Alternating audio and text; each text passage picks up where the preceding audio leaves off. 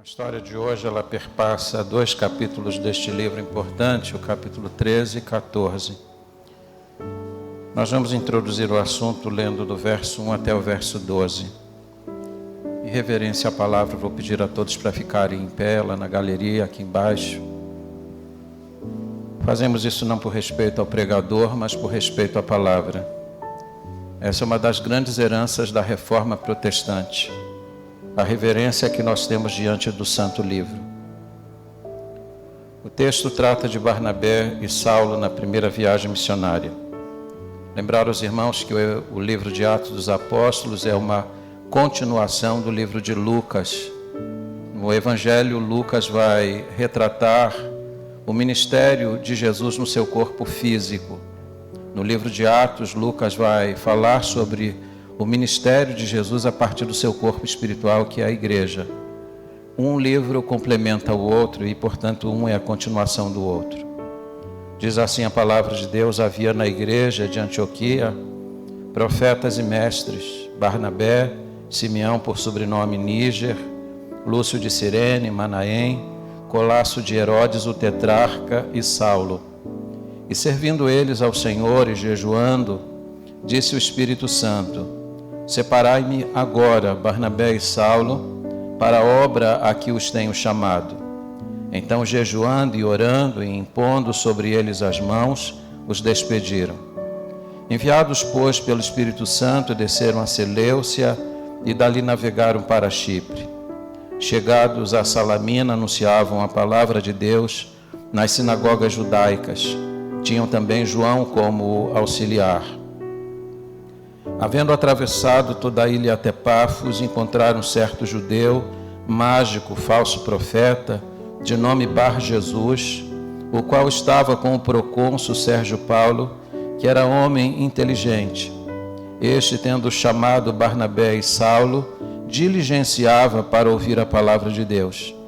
Mas opunha-se-lhes Elima, o mágico, porque assim se interpreta o seu nome, procurando afastar da fé o procônsul.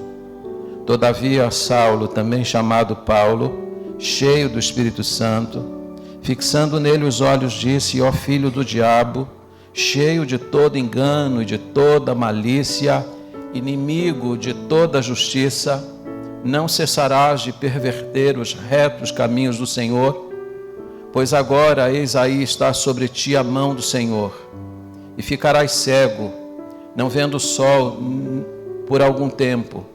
No mesmo instante caiu sobre ele névoa e escuridade, e andando à roda procurava quem o guiasse pela mão. Então o procônsul, vendo o que sucedera, creu maravilhado com a doutrina do Senhor. Que Deus abençoe a sua palavra. Oremos uma vez mais. Ó Deus, nós te damos graças por esta porção da palavra. Essa palavra que tem transformado os povos. Esta palavra que tantas nações têm sede, ela está disponível para nós. E pedimos a Deus que a partir dela, o Senhor venha trazer luz ao nosso entendimento e um profundo despertamento à nossa alma. Que por amor ao Senhor, que em adoração ao Senhor, possamos levar esta palavra também àqueles que ainda não a conhecem. Eu oro assim no nome precioso e santo de Jesus. Amém. Tome assento, por favor. Hoje eu quero falar sobre Antioquia, a primeira igreja missionária, porque a obra de missões ela vai ser deflagrada de forma intencional e proposital por uma igreja. O texto de hoje ele trata da primeira viagem missionária do apóstolo Paulo. Os estudiosos dizem que de fato essa é a que pode ser chamada de viagem missionária, porque nas outras 2 viagens que Paulo fará, ele vai parar por algum tempo e por um longo tempo em cidades estratégicas como Éfeso e Corinto. Na verdade, a viagem que ele vai desbravar a Europa é exatamente esta, e é sobre ela que nós vamos pensar. O texto diz que a igreja de Antioquia e se depreende isso do texto, está orando, está jejuando. O texto diz que eles estão servindo ao Senhor. E servir aqui indica uma adoração profunda. Essa igreja está buscando a Deus, essa igreja está adorando a Deus. E essa igreja aparentemente está consciente da sua tarefa e da sua missão de levar o Evangelho até os confins da terra. Acontece que essa igreja era uma igreja pequena, essa era uma igreja aparentemente pobre, mas profundamente convencida da necessidade de levar o Evangelho. O que a igreja faz? A igreja começa a orar, a igreja começa a jejuar, e um dia, enquanto eles estão adorando, e aqui servir ao Senhor indica uma adoração assim, bem entusiasta, não era cantoria, era adoração mesmo, Deus começou a falar com a igreja. E é isso que me interessa, porque o Espírito Santo falou naquela reunião. Minha grande expectativa, e eu acho que todas as vezes que eu subo aqui, essa é a expectativa do meu coração, que o Espírito Santo também fale com a igreja. Porque o Espírito Santo, ele fala com a igreja dele. E aquilo que o Espírito Santo falou com aquela igreja, mudou não apenas o curso e o programa da igreja, mas mudou a história do mundo. Essa igreja pode mudar a história do mundo. Essa igreja pode mudar a história dessa cidade, desse país, desde que nós façamos exatamente como eles fizeram. Comecemos a orar. Nós precisamos redescobrir o caminho da oração. Todas as revoluções na história aconteceram exatamente quando as igrejas começaram a orar. Nós precisamos orar mais. Nós oramos pouco. Nós oramos quase nada. E essa é uma pena. Mas quando a igreja ora, e diz a palavra de Deus em Jeremias 29:13, buscar-me-eis e me achareis, quando me buscardes de todo o vosso coração. Essa igreja está buscando a Deus assim. E enquanto ela busca a Deus assim, Deus fala com ela. E aqui eu quero pontuar com os irmãos pelo menos 3 verdades introdutórias antes de tratar das marcas desta igreja. Primeiro, a soberania de Deus.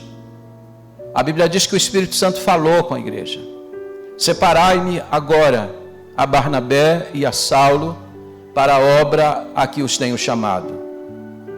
Isso não era uma sugestão, não era um conselho, era uma ordem. Um missionário nosso no campo missionário disse, ele disse: eu não ouvi um chamado, eu ouvi uma ordem. A voz aqui é imperativa. Deus dá ordem à igreja. Ele é o nosso comandante. E quando Ele dá uma ordem, a gente deve bater continência diante da ordem que Ele nos dá. Lembrar a vocês uma vez mais, que a palavra de Deus, ela não é para ser apenas entendida, ela é para ser obedecida. Deus deu uma ordem à igreja porque Ele tem autoridade para fazê-lo. E a ordem do Senhor não pode ser de maneira alguma desobedecida. É curioso que a natureza obedece à voz do Criador. Os demônios atendem à voz do Senhor quando Ele os expulsa. Mas muitas vezes nós, a igreja do Senhor, insistimos em desobedecer aquilo que o Senhor nos manda. O Senhor está dando uma ordem para a igreja, porque Ele é soberano em tudo aquilo que Ele faz. Segundo, a capacitação de Deus. Observe que a palavra é muito específica. Separai-me a Barnabé e a Saulo para a obra a que os tenho chamado. Não era apenas uma obra, era a obra, o artigo é definido. Uma obra muito especial. Levar o Evangelho ao mundo. Alcançar o continente europeu e, consequentemente, o mundo ocidental no qual nós estamos inseridos. Humanamente falando, uma tarefa impossível de ser atingida e concluída. Mas o Deus que chama é o Deus que capacita. O Senhor não se limita a chamar, Ele manda a igreja separar porque ele vai capacitar. Era importante que Saulo e Barnabé se dispusessem, mas a capacitação viria do céu. E aqui me permita abrir um parênteses com os irmãos. Sem essa capacitação, Barnabé e Saulo teriam desistido na primeira esquina. Se vocês olharem para essa história, é uma história vitoriosa, mas uma história cheia de acidentes. Eles vão ser apedrejados. Paulo vai ser arrastado como morto na cidade de Icônio depois de ter sido apedrejado. Eles vão passar por muitas dificuldades e muitas perseguições no campo. Mas a quem Deus chama, Deus capacita, Deus dá estrutura para enfrentar os desafios. Terceiro lugar, o direcionamento de Deus. Eu acho isso fantástico, porque eles não são apenas separados para a obra especial, mas diz o verso 3 que a igreja os despediu. Aí eles não foram despedidos assim para saírem como peregrinos sem rumo, porque diz o verso 4, enviados, pois, pelo Espírito Santo, desceram a Seleucia e dali navegaram para Chipre. Eles saem com direcionamento de Deus. Olha para mim, por favor. Eu creio firmemente que quando o Espírito Santo falou com a igreja, e aqui uma pergunta: como é que o Espírito Santo fala com a igreja? Diz Atos, capítulo 13, verso 1, que nessa igreja tem profetas e mestres. Deus fala através dos homens. Atos, capítulo 4, verso 25, quando Pedro discursa para o Sinédrio, ele disse que o Espírito Santo falou pela boca de Davi, nosso pai. O Espírito Santo falou pela boca de um homem. Assim como o Espírito Santo de Deus fala aqui através da boca de um homem. Não há nada aqui assim diferente, não. Deus usa os homens para comunicar a sua palavra. E é importante que nós a ouçamos. O Espírito Santo falou com a igreja. Mas quando o Espírito Santo falou e mandou separar 2 dos seus líderes, eu creio firmemente que lá no íntimo, lá nas disposições íntimas da alma, Paulo e Barnabé estavam conscientes da direção que Deus tinha para a vida deles. Em 1786, William Carey, que era pastor de uma igreja batista na Inglaterra, a Igreja Batista de Olney, ele dividia o seu tempo no ofício como pastor e como sapateiro. E na sua sapataria, enquanto ele consertava os sapatos, ele olhava fixamente para um mapa que estava diante dele. Era o mapa da Índia. Ele nunca tinha ido lá, mas ele amava aquele povo e ele não entendia o motivo pelo qual ele os amava. Sem nunca ter ido lá, ele começou a estudar os muitos dialetos falados na Índia.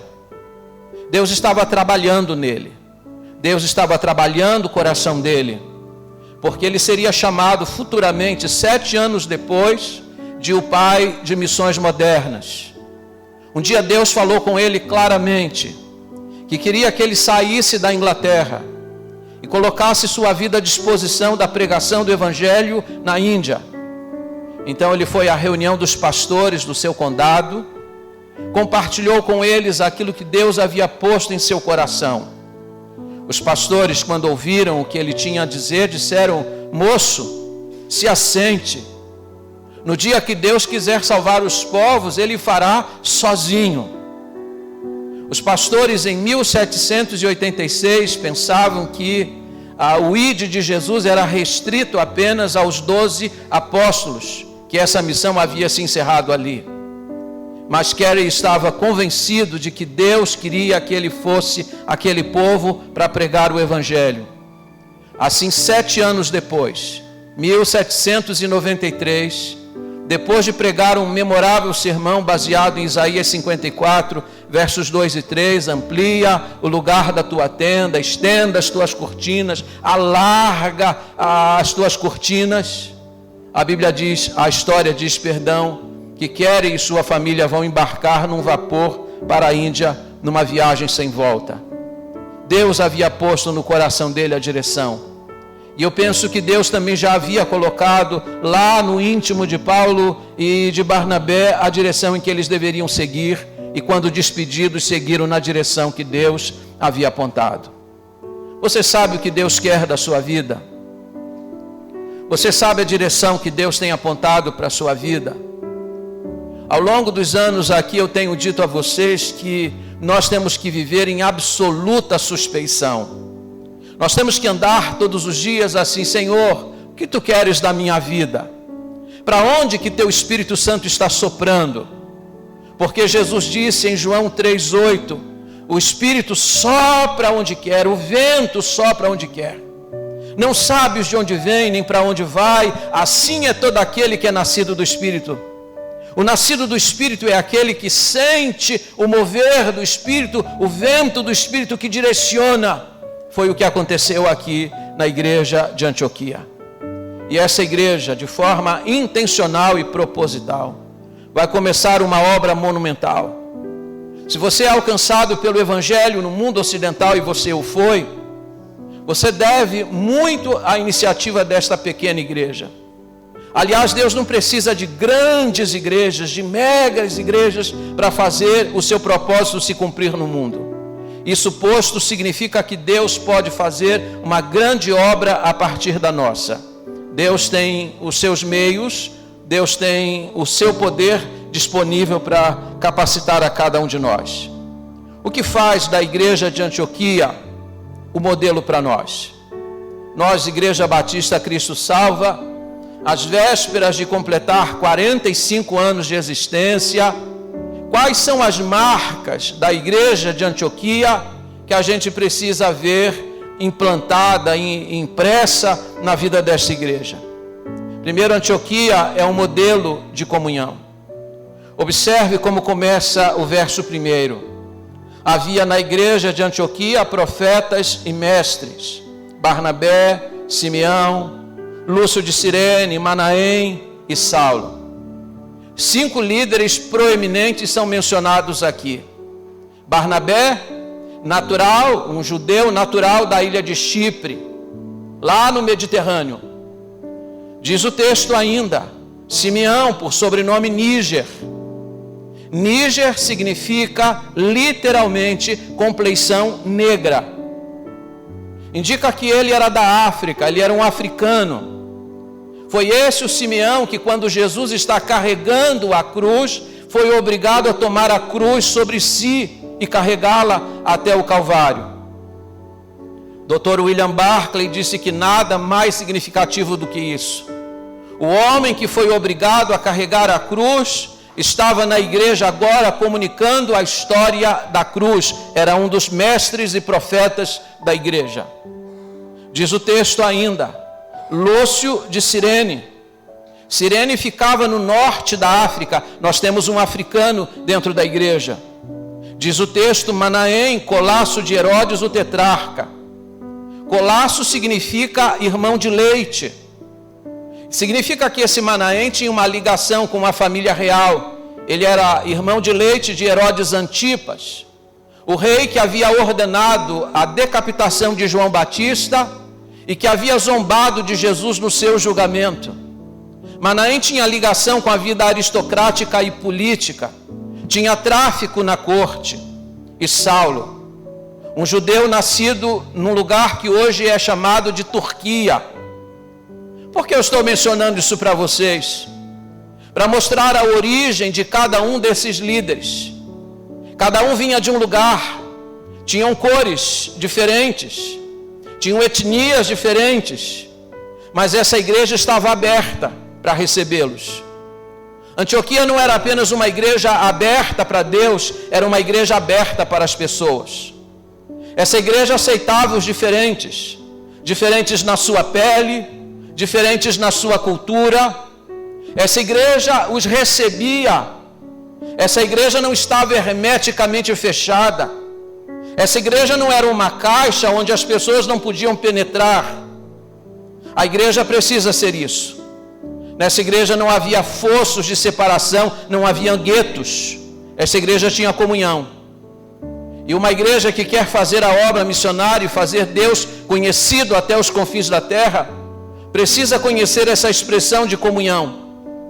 Devemos aceitar as pessoas e integrá-las no nosso meio, fazendo com que elas também conheçam o Evangelho e possam depois compartilhá-lo com outros. A segunda marca da igreja de Antioquia é que essa era uma igreja obediente, era um modelo de obediência. Diz o texto que o Espírito Santo falou com a igreja: separai-me agora. Interessante que às vezes nós oramos sobre um assunto, e vocês sabem que orar é uma coisa muito perigosa.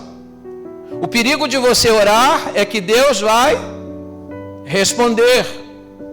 Mas muitas vezes nós oramos sobre um assunto e quando Deus responde, nós ficamos muitas vezes receosos em atender o que Ele fala. Mais ou menos aquela experiência de Zacarias, que orou aproximadamente por 60 anos a Deus, pedindo a Deus por sua esposa, que era estéril. O sonho deles era ser em paz.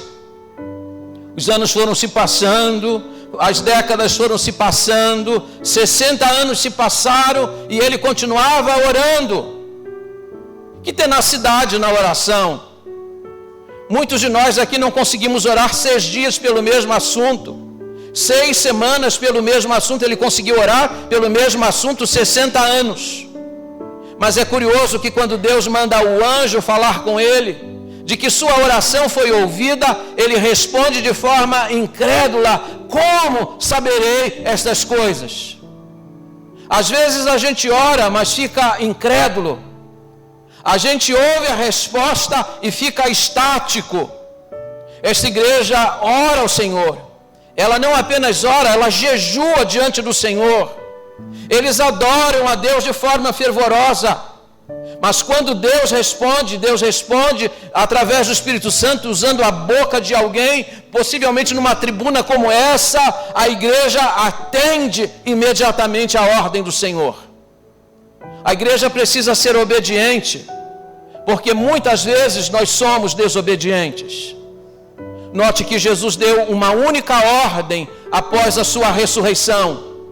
Diz a Bíblia que reunidos os seus discípulos no monte, do qual ele foi assunto aos céus, Jesus não deu 10 ordens, 5 ordens, apenas uma. Ele disse: ficai em Jerusalém e esperem pelo derramamento do Espírito Santo, e vocês então vão receber poder, e então serão minhas testemunhas, tanto em Jerusalém, como em toda a Judéia e Samaria, e até os confins da terra. A única ordem que Jesus deu para a sua igreja, depois da ressurreição, foi levar o Evangelho ao mundo inteiro. Nós estamos às vésperas de 2033. No ano de 2033, nós vamos completar 2000 anos de cristianismo. E deixa eu lhes dizer uma coisa: nós estamos muito longe de cumprirmos a única ordem que Jesus nos deu. Em 184 anos a Coca-Cola chegou ao mundo inteiro. E nós temos a mensagem, as boas novas do Evangelho, e ainda 4 bilhões de pessoas, mais de 50% do mundo, nunca a ouviu. O que você pensa disso? O quanto você tem contribuído para que o mundo conheça a mensagem do Evangelho? De forma per capita, quando se soma as ofertas missionárias anuais, sobretudo dos evangélicos no Brasil, a soma per capita é de 50 centavos. Você acha que contribuindo com 50 centavos, você vai levar o Evangelho ao mundo inteiro? Nós temos uma ordem, e essa igreja recebeu uma ordem. E esta igreja atendeu a ordem de forma imediata, modelo de obediência. Terceiro lugar, a igreja de Antioquia é um modelo de liberalidade. Essa igreja era rica, era uma mega igreja? Não, senhores. Era uma igreja pobre, era uma igreja pequena, Mas do ponto de vista espiritual, era uma igreja muito rica. Porque essa igreja tinha algo que faltava a muitas igrejas. Era uma igreja liberal. Era uma igreja que amava a Deus, e quando se ama a Deus, não há dificuldade em entregar recursos. Sabe por que nós contribuímos pouco? Porque nós não amamos a Deus como de fato Deus merece ser adorado. Quando uma pessoa entrega uma oferta numa igreja, faz a sua contribuição numa igreja, ela não está apenas financiando uma organização religiosa. Ela está demonstrando quem de fato está no controle absoluto da sua vida. Quem de fato é mais importante. Eu vou tratar sobre isso quando nós chegarmos a esse ponto lá no Sermão do Monte. De que maneira nós amamos a Deus e como demonstramos isso? Essa igreja demonstrou através da liberalidade. Quando diz o verso 3 que a igreja despediu aqueles a quem Deus mandou separar, despedir aqui não é apenas dizer até logo, até breve ou adeus.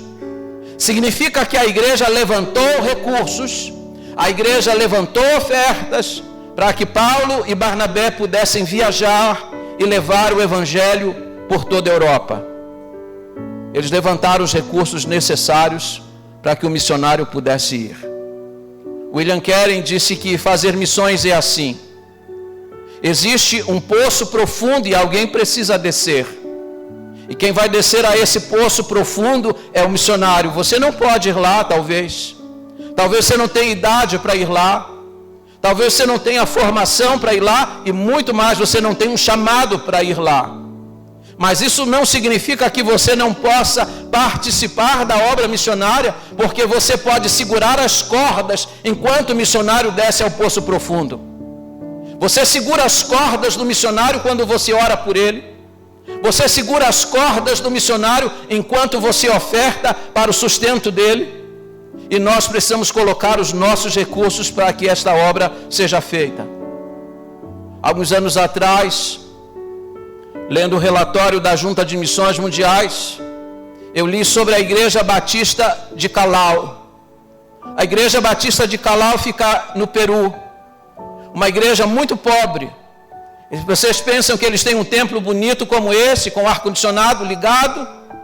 Não, eles se reúnem debaixo de um teleiro de zinco, sem paredes, chão, terra batida.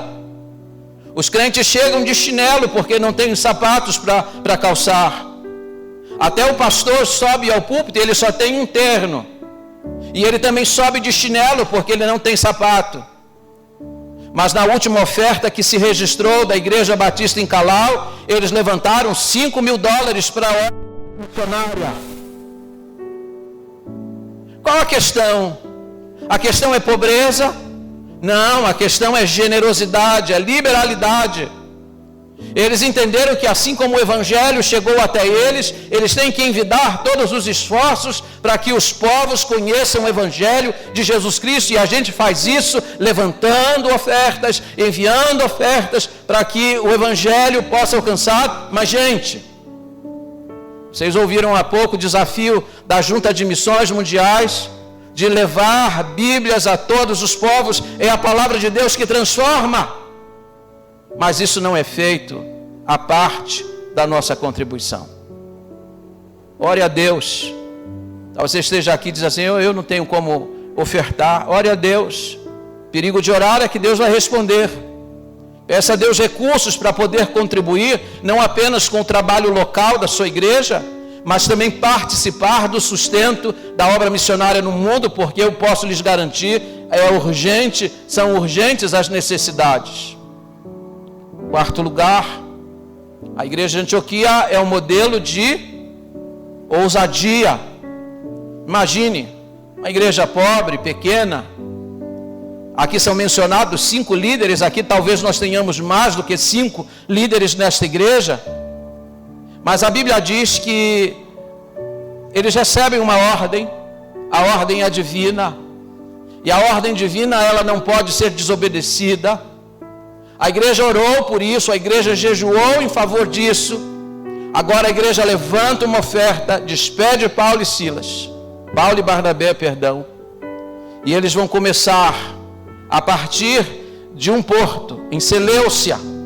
Seleucia era um porto marítimo que servia a cidade de Antioquia. Os estudiosos dizem que deste porto é possível ver toda a linha horizontal. É possível ver o horizonte e ver o continente europeu diante deles. E eles embarcam naquela viagem. E eles vão invadir uma área onde Satanás reinava sossegadamente. Olha para mim, por favor. A pior notícia para o diabo é que um missionário entrou em suas terras. Que um missionário chegou a um lugar onde as trevas dominavam completamente, onde nenhuma mensagem do Evangelho era pregada antes. E aqui eles vão entrar nessa terra. Diz a Bíblia que quando eles vão entrando na ilha de Pafos, um homem que servia ao procônsul Sérgio Paulo, um mágico, um homem que era dominado por Satanás, um bruxo. Note que essa prática é antiga. No Brasil nós tivemos relato de um presidente que junto ao Palácio do Planalto existe a Casa da Dinda. E dentro da Casa da Dinda ele instalou uma bruxa para aconselhá-lo no governo do Brasil. Então os atos que ele praticava, ele buscava conselhos através dos demônios. E esta mulher era sustentada com os nossos impostos. Dentro da estrutura brasileira, e eu não duvido que isso aconteça ainda hoje, mas isso acontecia também na ilha de Pafos. Dentro do palácio do procônsul Sérgio Paulo, havia um bruxo, sendo sustentado, mantido, financiado com dinheiro público. E diz a Bíblia que este homem, quando viu a Paulo e Barnabé, diligenciava por ouvir a palavra de Deus. Mas Elimas, o mágico, tentava afastá-los da fé. Mas diz a palavra que Paulo, cheio do Espírito Santo, vai repreender o demônio, vai expulsá-lo, e Deus vai fazer uma revolução na cidade de Pafos, na ilha de Pafos, onde Satanás estava reinando de forma tranquila. Chegou a palavra de Deus, e onde a palavra de Deus chega, a libertação acontece. O pastor Oswald Schmidt conta a história, é uma fábula, e ouçam como uma fábula, sobre uma reunião que o príncipe das trevas convocou. Mandou chamar todos os demônios, e então se dirigiu a cada um dos demônios responsáveis por determinadas áreas do mundo, buscando ouvir deles o relatório. O demônio que cuidava do Camboja, o demônio que cuidava do Tibete, o demônio que cuidava do Afeganistão, da China, e assim sucessivamente. Durante 50 anos essa reunião aconteceu de forma sistemática. E a cada reunião os demônios diziam: está tudo tranquilo em nossas terras. Até que 50 anos depois, numa nova reunião, os demônios começaram a dizer: olha, os missionários estão chegando. Nós estamos tentando impedi-los de penetrar na terra. O demônio do Camboja disse: um missionário chegou lá, mas eu mandei sobre eles uma tempestade e depois um frio intenso e eu consegui matá-lo. Eu pensei que eu tinha obtido a vitória final, mas logo depois dele veio outro e eu também o matei, mas aí veio outro.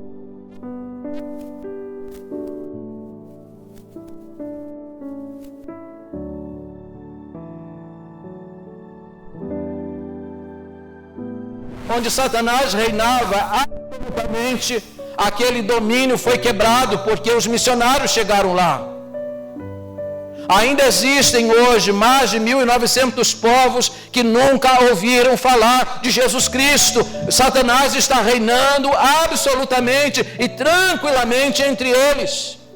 É necessário que nós envidemos os esforços para que os missionários também cheguem lá, para que esse domínio seja quebrado. Nós precisamos ser uma igreja ousada, como foi a igreja de Antioquia. Ainda mais, A igreja de Antioquia não é apenas um modelo de liberalidade, ela também é um modelo de urgência. Observe como que o Espírito Santo falou com a igreja. Ele disse: separai-me agora. Deus tem pressa, irmãos. Deus tem pressa. Talvez nós não tenhamos pressa nenhuma. Talvez você tenha seus sonhos, seus ideais, os seus anseios para o futuro. E aí você coloca as suas prioridades na frente das prioridades do reino. Mas Deus tem pressa. Deus disse assim: separai-me agora. Sabe por que Deus tem pressa? Porque as almas são eternas e elas não podem esperar. Se nós não alcançarmos a nossa geração agora, essa geração se perderá e essas almas vão perecer no inferno. Você que está sentado aqui, quantos anos você acha que tem de vida? Mais 20? Mais 30? 40 anos? Você pensa que é diferente lá no campo missionário? Aquelas pessoas, muitas delas não vão sobreviver ao dia de amanhã, muitas delas vão morrer hoje ainda. Deus tem pressa. Deus tem pressa que elas ouçam a mensagem agora. Separai-me agora. Conta-se que numa tribo indígena, um moço que estava enfermo perguntava para sua mãe: mãe, o que vai acontecer depois que eu morrer? Ela disse: eu não sei. Mãe, o que existe depois da morte? Sua mãe dizia: eu não sei. Mãe, eu preciso saber o que vai acontecer comigo depois que eu morrer. Meu filho, eu não sei. Até o dia em que chegou um missionário. E esse missionário começou a falar de Jesus Cristo. Começou a falar sobre a eternidade, sobre o céu. E quando aquela mulher ouviu aquele missionário pregando, correu até ele e disse: há quanto tempo o senhor sabe disso? Ele disse: há muito tempo. E por que o senhor não chegou antes?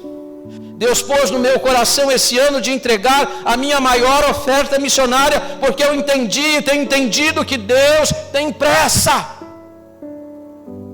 Separai-me agora. Não é depois, não é daqui um ano. Nossa igreja é um fenômeno, não é uma grande igreja no sentido numérico.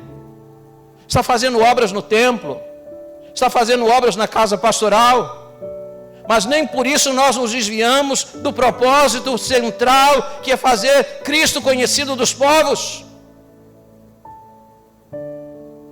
Agora pense em você, em particular. Quanto você tem investido para que as pessoas conheçam do Evangelho? Se você der esse ano a mesma oferta que você deu ano passado, seu voto é assim: eu quero que o que já foi conquistado se mantenha. Se esse ano para missões mundiais você não der absolutamente nada, você está dando um voto de que o trabalho arrefeça e os missionários voltem para casa. Se você aumentar a sua oferta esse ano, significa que você quer que as tendas sejam alargadas. Significa que você quer que povos sejam alcançados. Seu dinheiro pode ir muito longe, tenha certeza disso. Esse mesmo dinheiro que um dia vai perecer.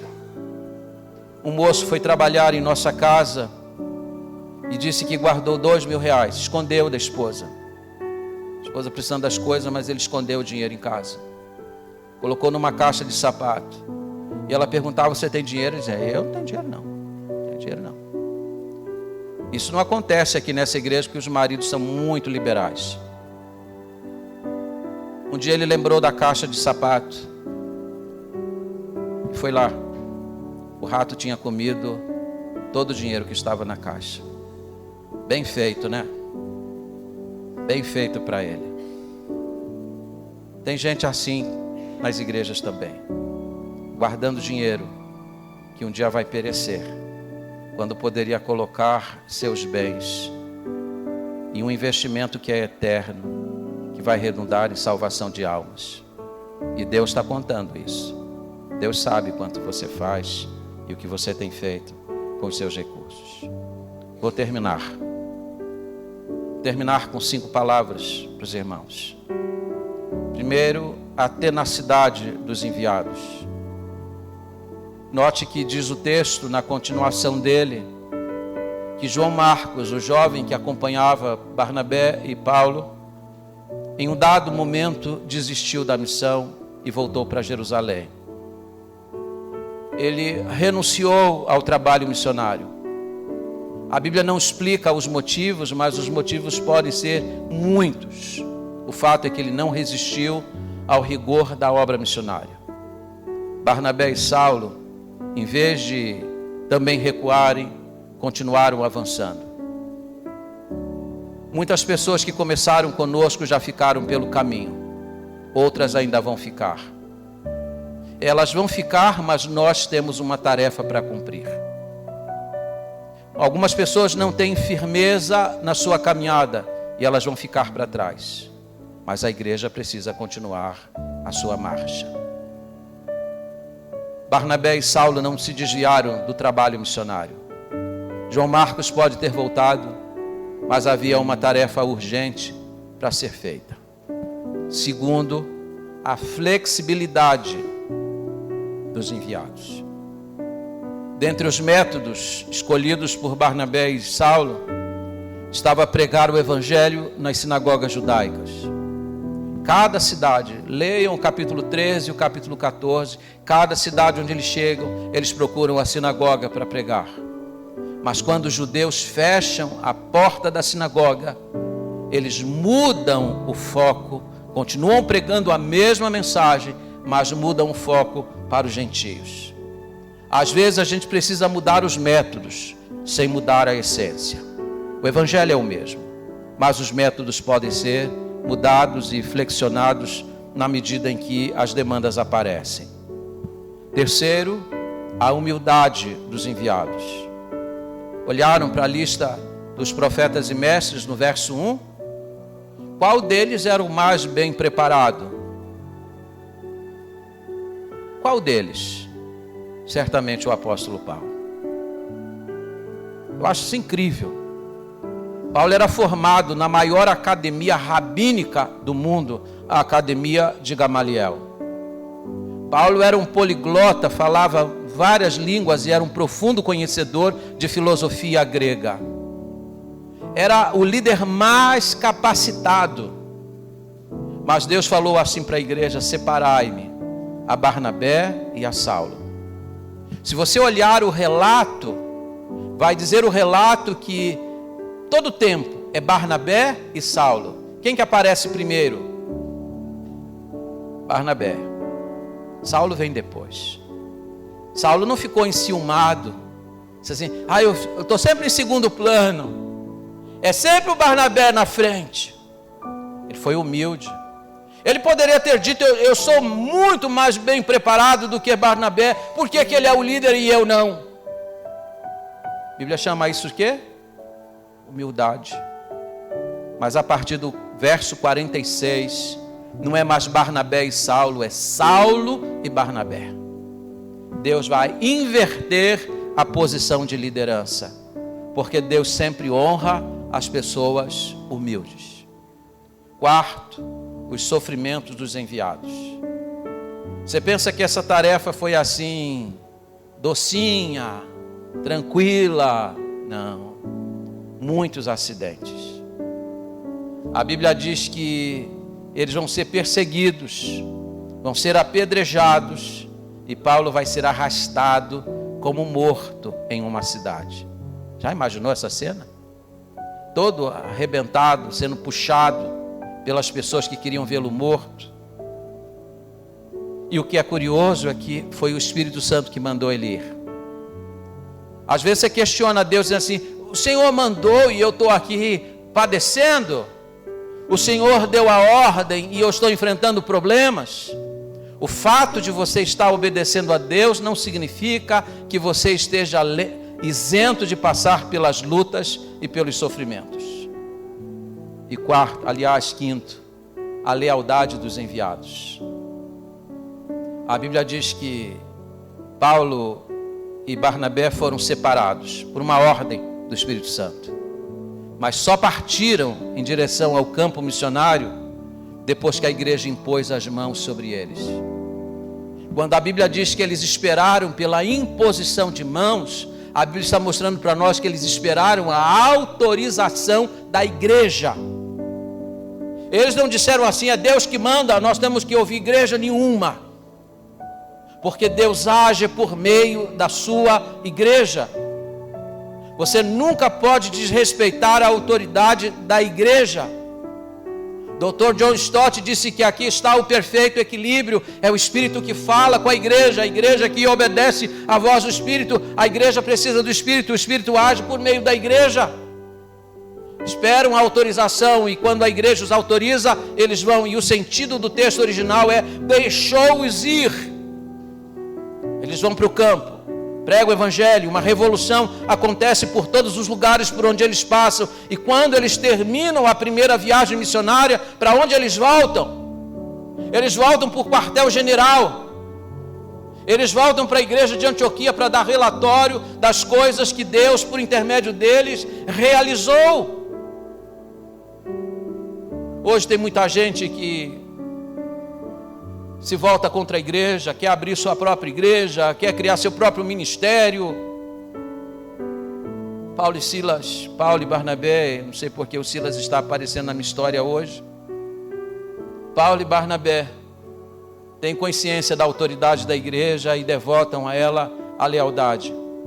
Porque quando a gente é leal à igreja, a gente está mostrando também lealdade ao dono da igreja. A igreja de pé, por favor.